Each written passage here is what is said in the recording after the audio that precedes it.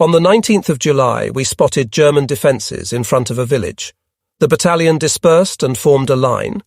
Our company deployed and advanced towards the village to the left of the road, while the 3rd Company under Senior Lieutenant Kostenko advanced to the right of the road. We had learnt lessons in the battles at Bobrika, and the 2nd Company remained in Battalion Commander's reserve. In a ravine, we encountered 2 men in Soviet uniform. They said that they were pilots, shot down by German fighters during a ground attack mission at the outskirts of Lvov, and were trying to get back to the Russian lines. They asked for food, we gave them bread and canned food, and advanced in attacking line. The pilots told us that there were no Germans in the trenches, and they were right. However, there was a barbed wire fence in front of the trench, Bruno's coil, as it was called. This was a roll of barbed wire 1 metre high and 1 metre wide. We tried to jump it over, but it did not work out. I ordered several rain capes to be put over it, and we crawled over them to the other side of the obstacle. It was nice that the enemy was absent, otherwise we would have been stuck in front of that obstacle. We entered the village, and the villagers emerged one by one out of their shelters. Some soldiers went into the houses and were given milk and white bread. They brought me some, but I did not drink the milk, just had a piece of bread. For some reason, the kitchen had again fallen behind, and we did not have any food from the evening of the previous day. When we left the village, none of us were hungry anymore. After that village, we marched both on foot and on tanks. The German Air Force did not leave us alone, and thus we moved westwards in stages. Twilight set in, the German Air Force finally departed, and we could continue our march in a normal manner. Later in the evening, I and my platoon reached some village. Unfortunately, I no longer remember its name. Ahead of us, about 1 or 2 kilometers away, lay the city of Lvov. When I reported to the battalion commander, he permitted the soldiers to rest. He gave an order to me to advance on Lvov early in the morning of the next day. It must have been the 20th of July, 1944, my birthday. I was 21 years old. Because of platoon leader Peter Shakulo's light wound, I was put in charge of his platoon as well. Peter's assistant platoon leader was Sergeant Savkin. A brave man, I knew him well from battles in Kamenets-Podolsk and had a great respect for him. Savkin was a reliable man. Soldiers obeyed him and respected him. It was just us 2 officers that remained in the company. I should say that only our 1st Motor Rifle Battalion approached Lvov, or rather, a company and the battalion HQ Battalion Commander Kozienko, Political Officer Gerstein, and Head of Staff Grigoriev, my platoon and Shakulo's platoon, without Shakulo himself. The 3rd platoon with the company commander Chernyshov was left behind at some road crossing. Platoon leader Gavrilov was wounded, in case the Fritzes appeared. Gushenkov was also wounded. The 2nd Company, Company Commander Stokolov, was also left as a guard at some hill. The 3rd Company, under Kostenko, was left to assist the 16th Guards Mechanized Brigade, which was stuck in street fighting in the town of Peremyshliany, southeast from Lvov. The 2nd and 3rd Battalions of our brigade were somewhere else, while the 56th Tank Regiment left our battalion, fulfilling other missions. Thus, the battalion commander ordered me to capture Lvov with 2 platoons, which had 30 to 35 men, a huge city and a handful of soldiers. We approached Lvov from the south, not from the east. The enemy did not expect us there, and there were almost no German troops in the area. To be honest, I was afraid to enter the city without armor support. I did not like to assault or advance without tanks. Tanks always meant additional courage for us and additional fear for the enemy. We supported each other in battle, especially in built-up areas and forests. It is hard to fight without tanks, as it is hard for them to fight without us, the tank riders. Both the tank crews and ourselves were used to this cooperation. Without tanks, we felt like a naked person in the winter. I cannot find any better comparison. It is bad without armor. In short, on 20 or the 21st of July, 1944, I summoned the squad leaders and explained the mission that had been given to me by Captain Kozienko, battalion commander. 1 month later, he became a major. At dawn, I and 2 platoons of our company, as well as the machine gun platoon of the 3rd Company of our battalion under Lieutenant Sikhanovsky, attacked Lvov. The city was built in the Western manner, Alongside large apartment houses, there were individual mansions, surrounded by iron fences or mesh. There were a lot of small, crooked, sometimes steep streets in the city, in addition to the wide boulevards. Trenches could be seen at the outskirts of the city.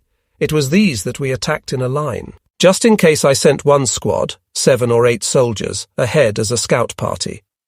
The scout party reached the trenches and reported that there were no Germans there. I ordered the squad to come out onto the asphalt highway and advance into the city on that highway.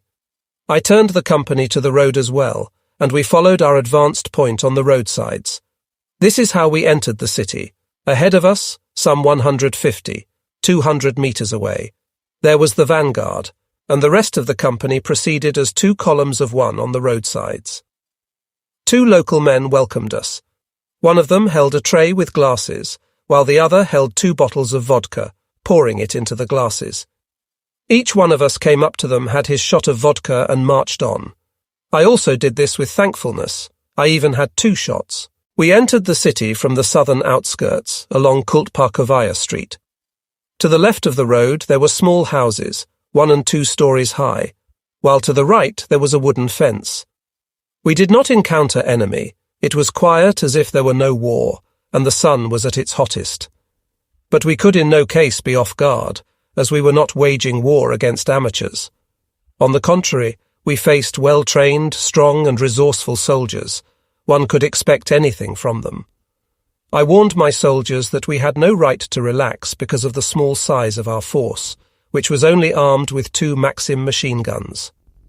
One of the Maxim crews was under Sergeant Ivan Zakarievich Chechin, a young, brave and self-confident fighter, with whom I fought side by side till Victory Day.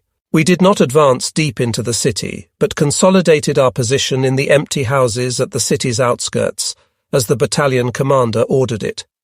In any case, we advanced 1 block into the city. The battalion commander and his staff were stationed in front of the city, but established telephone communication with me. Our kitchen was again absent. It was burnt in an air raid, so I sent soldiers to look for food in surrounding houses. We managed to get hold of some food from the locals. In any case, we did not go hungry. Senior Lieutenant Kashintsev, the commander of the artillery battery of our battalion, arrived together with Israel Solomonovich Tsikhanovsky. We called him Semyon.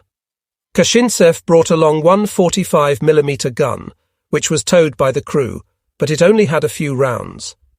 The rest of the battery, supply trucks and prime movers were destroyed by the German Air Force during the march to Lvov.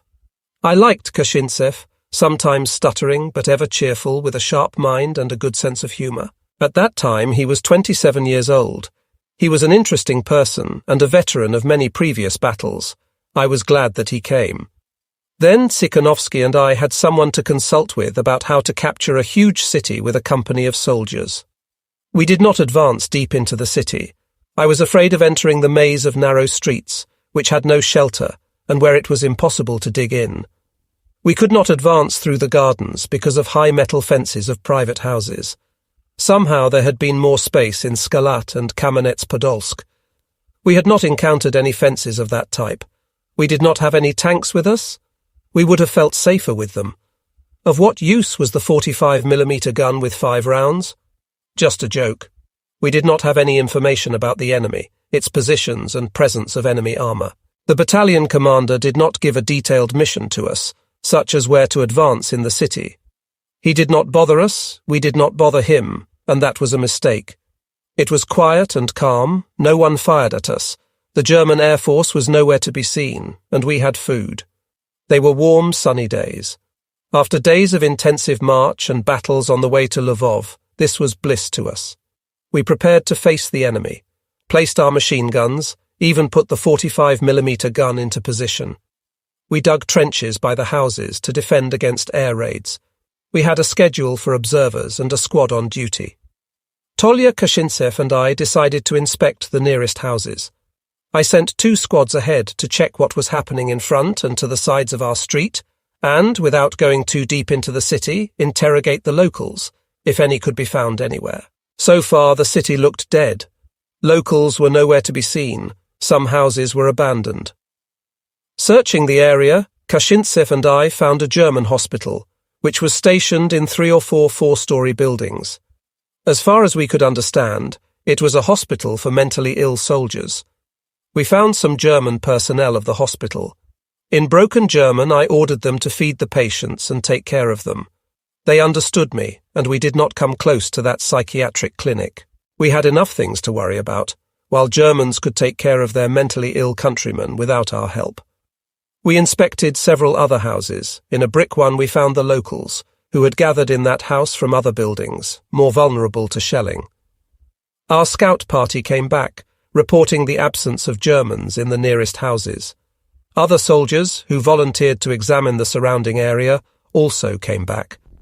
They spotted a German airfield close to us, but the enemy had abandoned it. The soldiers brought some food staples, mostly all kinds of canned food. Night passed well.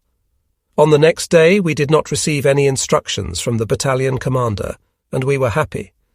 Of course, we should have entered the city instead of having a rest, but we were exhausted and did not know anything about the enemy. We were all tired from our march to Lvov, and especially tired of the enemy's air force. German pilots strafed low, almost at ground level, firing their machine guns and raining their bombs on us. They did all they could to prevent our advance, while we could only repel the aircraft with small arms fire. The effectiveness of this fire was the same as the effectiveness of medicine given to the dead. And all of a sudden we were in a quiet place. No shooting, no bombing, no hunger either. It was nice and warm, summertime. It seemed like a resort to us, at least a nice holiday house for us. The next day a sniper opened fire on us. As soon as someone appeared in an open place, a shot sounded. We could not spot his firing position for a long time. Finally, through binoculars, we found out that a sniper had fired from the attic of a 5-story building. Late one afternoon, volunteers secretly approached the building and went up to the attic, but the sniper was off and away, while neither I nor my soldiers were quick-witted enough to leave an ambush there. Most likely, he was not even a German, but a Ukrainian or Polish independence fighter on his own. He never reappeared. 2 or 3 days passed like this, and we were still hanging around in the city's outskirts. Tsikhanovsky, Kashintsev and I were not brave enough to assault a huge city with half a company of soldiers, 30 or 35 people. The battalion commander did not bother us, and we did not bother him, but all of a sudden Company Commander Senior Lieutenant Chernyshov arrived. It would have been better if he had never shown up. All he did was cause confusion and mess. Later he again disappeared. Chernyshov made a decision to advance to the city centre. We advanced along one of the streets. At that instant a person in civilian dress appeared, who showed a Soviet passport and started to convince Chernyshov to advance faster to the city centre. Despite my admonitions not to trust the guy, he did not agree with me and ordered us to advance. An order is always an order. We had to comply, and we cautiously continued our advance along the street. Before we could cross many streets, German infantry with 2 armoured personnel carriers showed up in our rear. It was as if they were waiting for us to go deeper into the city and then cut us off from the battalion staff. There was not much infantry, but the Germans were armed with machine guns, the worst being the APCs with machine guns. We did not have a weapon to combat them. The civilian disappeared. Soldiers later told me that he ran to the Germans. The Germans opened a storm of fire from all types of weapons, mainly from machine guns. We were not ready to strike back, but many soldiers kept their heads and returned fire. I do not remember how I ended up with a submachine gun in my hands, but I also opened fire on a machine gun crew from behind the fence. However, we could not deliver a single attack, as we were separated by the street. Some soldiers fired individually. Others ran away behind the houses, almost to our previous positions. Chernyshov ran back to the platoon, which was in defence in the rear of the battalion HQ. He told me, "You manage things here yourself, while I go to see the battalion commander," and then disappeared. Somehow I organised the defence and calmed the soldiers down, suppressing the confusion. It was amazing that we did not have losses, because there was no shelter except for the houses, and the doors were locked as a rule. Sergeant Savkin showed stoicism and courage in that fight. This man was never at a loss, and was always acting as platoon leader for Lieutenant Shakulo when the latter was wounded, and he was trusted as an officer. In that fight, Savkin with several soldiers had to keep the Germans at bay all day long. It was good that they hid behind a high metal mesh fence, and the Germans could not overcome it under fire of our soldiers. The German APCs were also helpless. Nikolai Savkin was angry at me because I did not support him with another group of soldiers in that fight. Only after it grew dark did I reach him with my soldiers. The Germans had already abandoned the battlefield. Apparently the Germans wanted to delay us for some time, depriving us of the possibility of advancing to the centre. A soldier went missing in that fight. He was around 40 years old, and our search for him did not produce any results. Savkin's soldiers told us that that soldier was Polish, and was from either Lvov or its suburbs. Probably that soldier just went home, deserted. It is hard to say. Anything can happen in the war? That's why war is war. I should mention that during the battles in Lvov, a lieutenant, I do not remember his name, arrived with a battery of 120mm mortars. He failed to find his unit and decided to stay and fight the battle together with us. Of course, we warmly welcomed him. His battery had 4 mortars with a full Boye-Komplett complement of mines, each mine weighing around 16 kg. The lieutenant was dashing. Many times we climbed into the attics of a tall building, and he adjusted the fire on the enemy from there. In any case, it was of assistance to us. In order to be on the safe side and not be convicted of desertion, the lieutenant asked for a letter that would state that he took part in battles for Lvov. I wrote such a letter, signed it, and got it stamped with the battalion's stamp. One day in late July, 24 or 25, a T-34 tank showed up some 500 to 700 meters from us. Apparently it did not notice us, and we could not establish communication with it. The tank disappeared in the labyrinth of the city streets, and we never saw it again. It was only many years later that I learnt the story of that tank and its crew. The tank was knocked out, the whole crew died except for the driver. They were all awarded with the status of heroes of the Soviet Union. The crew of that tank is considered to be the first one to enter the city, although it was Tsikhanovsky and me with our soldiers who entered the city first. Apparently, Battalion Commander Kozienko did not report on time to the brigade commander that we had entered Lvov. The only thing that consoles me is that we did not fight for history, and we did our soldiers' duty without paying attention to who was first and who was second. In the course of those battles, Lieutenant Oplesnin, submachine gun platoon leader from our battalion, went to the city centre dressed in civilian clothes with a local Polish guy who could speak German. Several times they ran into German patrols, but everything went well, and knowledge of the language helped them. Also in late July, 25 or 26, our tanks from the 10th Guards Tank Corps arrived, but they entered the city at some distance from us. Their actions made us bolder, and we also advanced into the city in order to cut the road that fleeing Germans used for retreat and capture the railway station and crossing. We completed the mission, consolidating our positions in 2 smaller abandoned buildings. There was not even any furniture in the rooms. The city was not damaged. Neither our nor the German Air Force bombed it, and it seems that it was only our half company that was involved in street fighting in the city. As soon as our tanks entered the city, the Germans evacuated the city almost without a fight. The lieutenant that joined us with his 120mm mortars was with me throughout the battle. He rained down his mines on the highway that the Germans used for retreat from Lvov. We cut another highway, and the Germans only had one road for withdrawal. However, quite soon the Germans ceased movement on that road as well, having chosen a less comfortable but safer route of retreat. I decided to send several soldiers to find out what was in front of us, whether the Germans had stayed in their positions or abandoned them. They returned and said that there were no Germans. They brought along several piglets from a huge refrigerator that they found. The Germans had not managed to evacuate food supplies from there. There was a lot of canned food and other stuff, but mostly the refrigerator was filled with piglets.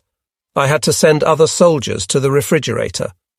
We managed to keep some food for the future and cooked a fantastic dinner. It had been a long time since we had had such an abundance of food. In general, I did not forbid the soldiers to get their own food, especially given the fact that we had not seen the battalion kitchen for a long time. However, I strictly warned the soldiers, and they never looted the locals, as they knew my strictness and harshness in this respect. On the 27th of July, 1944, Lvov was fully liberated from the enemy. The battles for the city ceased. I should mention that the city had been under German occupation for 3 years, 1941, 1944, but we met 5 or 6 Jews who had been hidden from the Germans in a shelter by their acquaintances. One evening, sometime after Lvov was fully in our hands, Semyon Tsikhanovsky told me that we had been invited by several Jews for a dinner on occasion of the city's liberation. For 3 years these people had been suffering, but survived and were happy.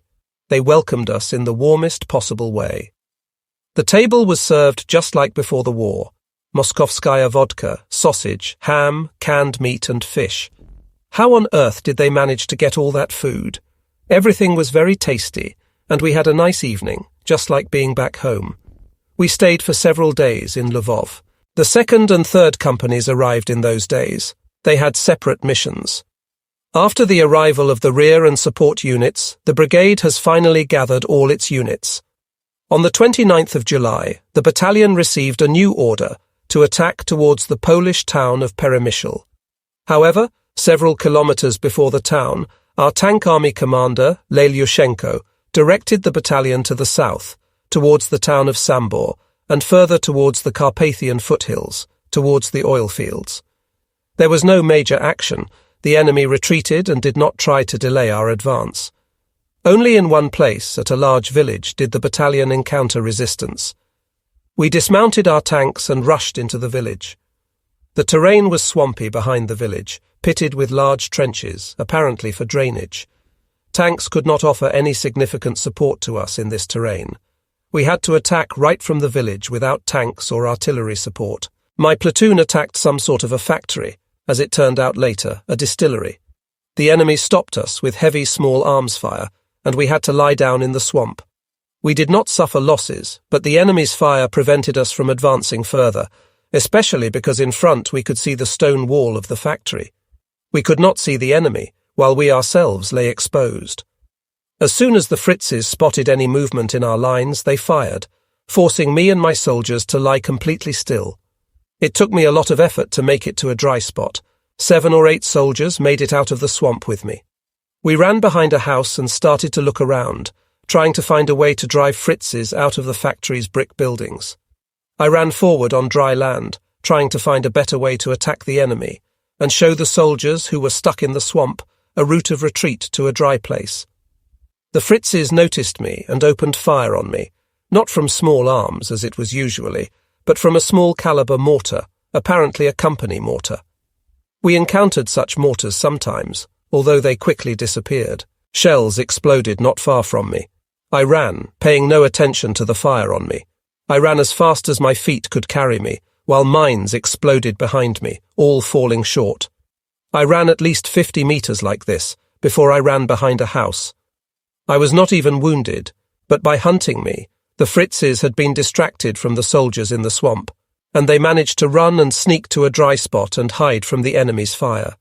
If the Germans had aimed longer, I would have been in serious trouble from mortar fire. I would run, and a mine would explode behind me. Then I would accelerate, and it would fall short again. Owing to my talent as a sprinter, I got off unharmed. I rarely ran that fast. When twilight fell, we left that swampy area, joining Lieutenant Shakulo's platoon. Shakulo arrived from the hospital while we were at Lvov. He was lightly wounded at the beginning of that operation. Company Commander Chernyshov was not there, and no one knew where he was. As early as during the day, Shakulo and I received an order to gain possession of the village behind the swamp. We decided to attack the village along a good road, as soon as it grew totally dark. At first, fortune was on our side, but as soon as we almost reached the edge of that village, the Germans opened a withering machine gun fire on us. We lay down, and I consulted with Peter Shakulo what to do next. Eventually, we decided to wait for the Germans to make a pause in their fire, rush to the nearest houses of the village and act from there. So we did, although the Germans fired on us with great accuracy. Tracer bullets flew low and close to the ground. We hid behind the folds of the ground and managed to avoid losses. When we reached the first hut, we realized that it was an APC that had fired on us. We did not dare go further. It was dark and nothing could be seen. We did not know where the enemy was, what his forces were, where the village streets were. We quietly withdrew and established a defensive position some 150 to 200 meters from the village on the banks of those large drainage channels. As dawn came, we looked around and decided to dry our uniform at that spot. As it turned out later, we were right to retreat from that village. At dawn, we spotted the arrival of German tanks in the village, and Tigers were a formidable opponent. Exhaustion was overwhelming, and in the daytime, in the sunlight, we fell fast asleep. Apparently, the men at the combat outpost also fell asleep, and the Germans took advantage of this. They secretly approached us through the ditches, captured a sleeping soldier from Shakulo's platoon, and dragged him to their side as a tongue, a prisoner for interrogation. That soldier yelled like an animal, as the Germans wanted to take him prisoner in broad daylight. Such a thing had never happened even at night, and this was during a warm and sunny day, with the sun was at its peak. The soldiers woke up at this animal cry and opened fire, and some ran to rescue the man. 1 or 2 Germans fell dead, the rest dropped our soldier and ran away. No matter how hard we tried to get them, they disappeared. The soldier that the Germans had captured was barefoot, as he was drying his foot rags and boots in the sun. Many soldiers got wet in that swamp and had to dry their clothes. In general, the soldier got off lightly. He was even laughed at. We could not calm down for a long time after that incident, and Peter Shakulo gave a scolding to the soldiers who fell asleep on duty. This was the result of our carelessness. The guys forgot that they were in the war. One had to sleep in a special way during the war. Of course, we were always short of sleep, not always hungry, but always short of sleep. During even the slightest breaks in the fighting, we would fall asleep. I was always sleepy and slept in every possible place and at every opportunity. Exhaustion was relentless. We were tired all the time in battles, both in day and night time. Breaks were short as a rule. We informed the battalion commander that enemy tanks and APCs had entered the village, but we had not captured it and thus failed the mission. The battalion staff also saw the Fritz's armour in the village and ordered me to stay where I was, dug in with my platoon, while Peter Shakulo with his platoon was transferred somewhere to plug a hole in our defences that had to be filled. During the day of the 30th of July, a soldier came and reported that I was invited as a guest by the 3rd Battalion's company commander Senior Lieutenant Varenik. Escorted by this soldier and my orderly, I would never go anywhere alone at the front. I went for a visit. Varenik welcomed me warmly. The snacks were excellent, and there were also some drinks. We had a nice time together with him. I was glad to talk to my brother officer, as at the front, in battles one could rarely meet a comrade, especially from the neighbouring battalion. Also, I did not think that the officers from the other battalions knew me, although personally I knew Varenik. Later, he became deputy battalion commander of the 3rd Battalion. In that period, his company was to the right from my platoon. There were no other units. The leadership forgot about us. Neither he nor I had a phone line to the battalion HQ.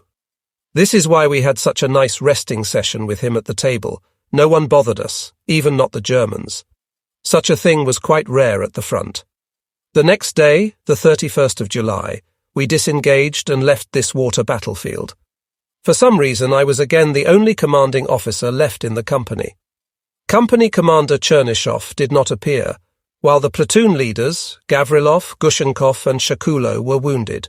Shakulo for the 2nd time. After these couple of days of rest, we received an order to advance again towards Sambor, a town some 80 or 90 kilometers southwest of Lvov, on the Dniester River.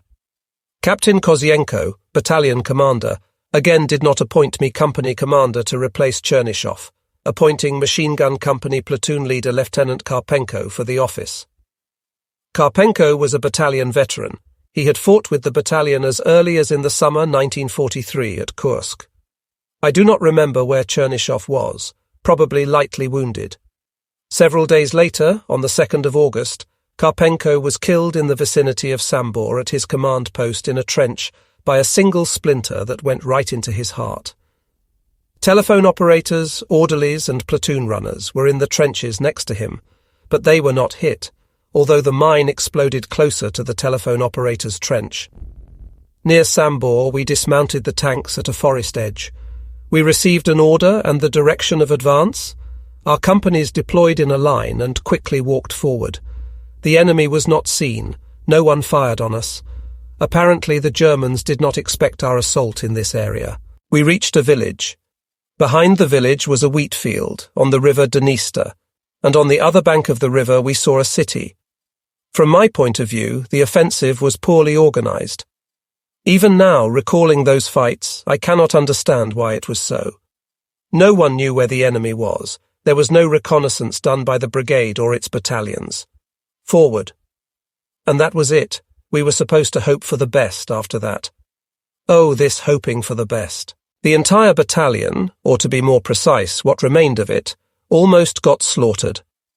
The company reached the village, which only had one street, and we had to check the houses just in case. A threatening silence hung in the air. I was used to relying on intuition, and I did not believe that there weren't any Fritzes in the houses. Machine gun platoon leader Lieutenant Peter Malutin from our MG company, however, did not agree with me, saying, "There are no Fritzes in the village because it is quiet." It was this very quietness that scared me. I was about to send a squad of soldiers to check what was going on in the village, when Malutin went out to the middle of the road and started to inspect the village through binoculars. A shot sounded. The bullet hit him right between the eyes, and the binoculars fell apart into two pieces. Lieutenant Peter Nikolaevich Malutin was killed on the spot. He was older than we were. He was around 36 years old. We dubbed him either grandfather or old man. There were no more shots. Soldiers hid behind the huts, not daring to go out in the street. We did not attack the village at all. The battalion commander sent an order to advance towards the river in order to capture the bridge across the Dniester and further towards the city, leaving the village alone.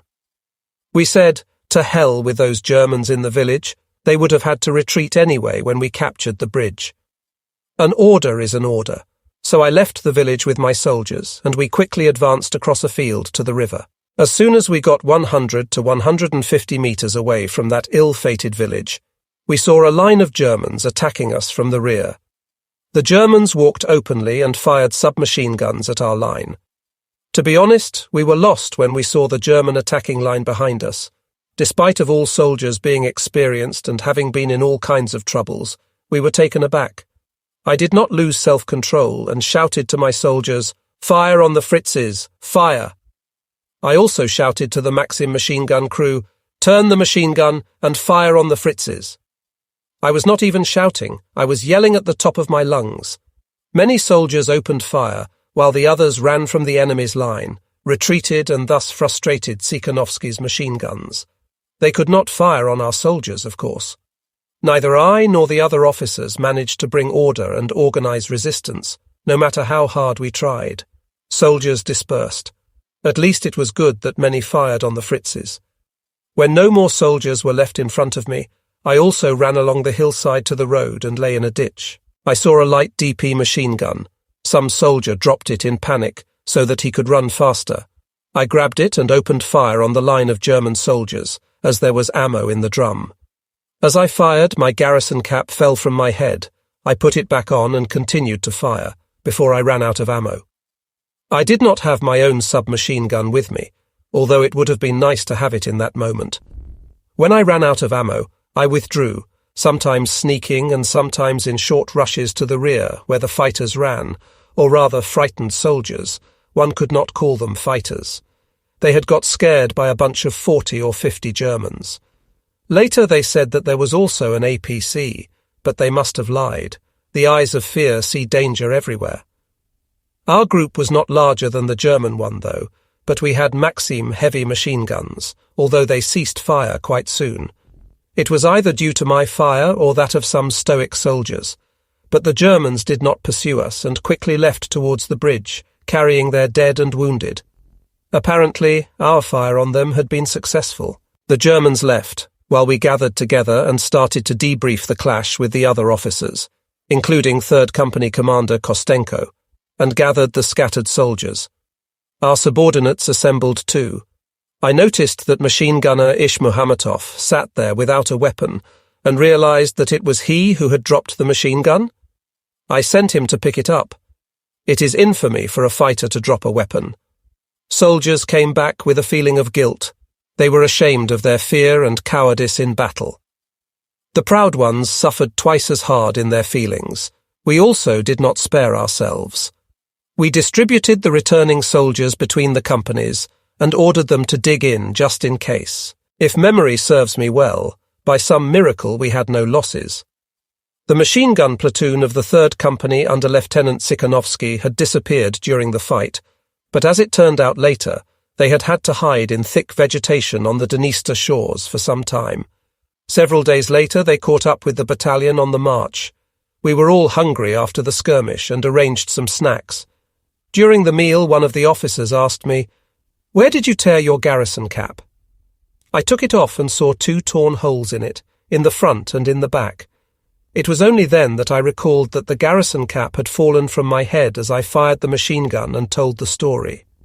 The guys told me, "You were really lucky, Bessonov. If that sniper had aimed several millimeters lower, you would have been dead." They were right. I was lucky, really lucky.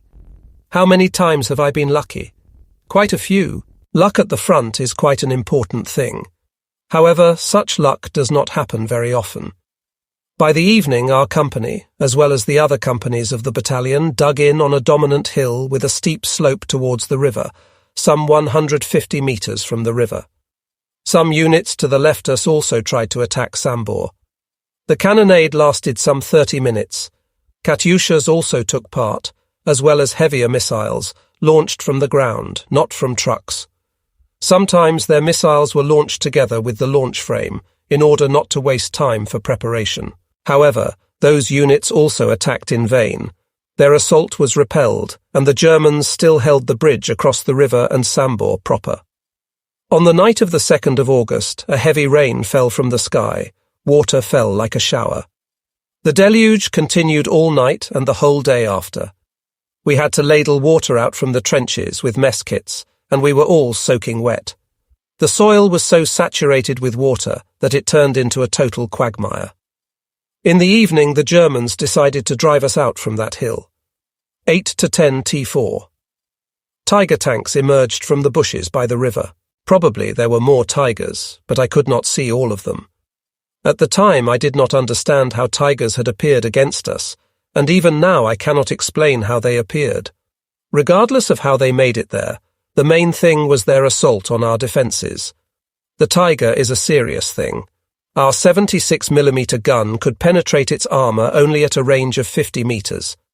The Tigers advanced slowly, with frequent stops, sometimes opening fire. We all hid in trenches, afraid to make a move. A tank could fire even on a single soldier, but they fired over our heads on some targets in the undergrowth behind us. It was good that infantry were not escorting the tanks. Apparently they wanted to squash us with tanks without infantry support. At that very moment, the rain shower and wet soil, as well as the steep slope, played their positive role. The tanks were some 50 metres from us, when all of a sudden a miracle happened. The Tigers skidded on the wet soil and stopped.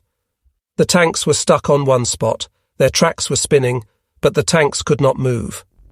We were lucky that because of the Tiger's weight, its tracks did not have good cohesion in the mud.